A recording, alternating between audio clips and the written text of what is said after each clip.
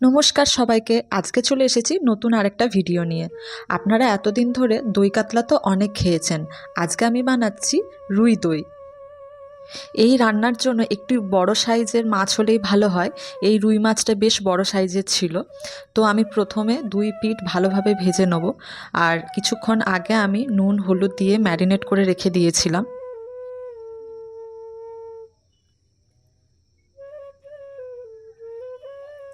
একটু সময় ধরে 2 পিঠ বেশ ভালো করে লাল লালভাবে আমি ভেজে নেব। আর এই রান্নাতে আমি মাছের মাথাটাও ব্যবহার করছি। আপনারা চাইলে করতেও পারেন, নাই করতে পারেন। খুবই অল্প সময়ে রান্না হয়ে যায় এই রান্না। আর উপকরণও খুব কমই লাগে। তো মাছগুলো ভাজছে ওইদিকে, আর আমি এখানে কিছুটা পরিমাণ টক দই ফেটিয়ে এখানে আলাদাভাবে রেখে দেবো।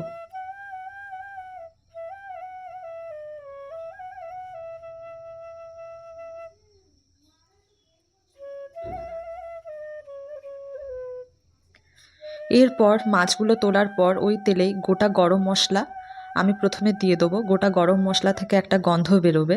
তারপরে এর মধ্যে দিয়ে দেবো আদা বাটা আর দিয়ে দেবো রসুন বাটা। আর যেটা একটু বেশি পরিমাণে দেবো সেটা হলো পেঁয়াজ বাটা।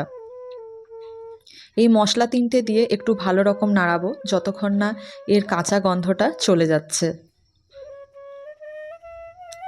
আর মাছ ভাজার সময়তেই আমি যা হলুদ ব্যবহার করেছিলাম, মশলাতে কিন্তু আমি আলাদা করে আর কোনো হলুদ গুঁড়ো দিচ্ছি না।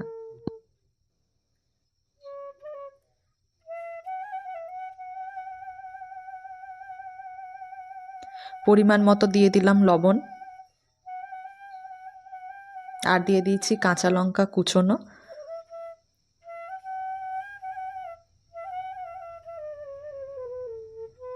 তারপরে ফেটিয়ে রাখা টক দইটা এর মধ্যে আমি দিয়ে দিলাম।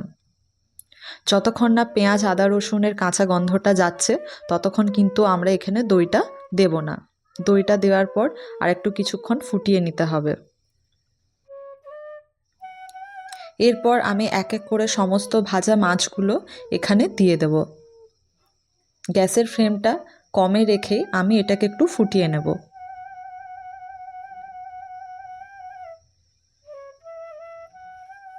দেখুন, এটা পুরোপুরি ভালোভাবে ফুটে এসেছে। আমি মাছগুলো আরেকবার ওলট পালট করে দিলাম। অনেকে এটা ঝোল ঝোলও রাখতে পারেন, আবার মাখা মাখাও করে দিতে পারেন, আপনারা যেরকম খাবেন সেরকম। তো আমাদের এই দই রুই বা রই দুই যাই বলেন পুরোপুরি তৈরি।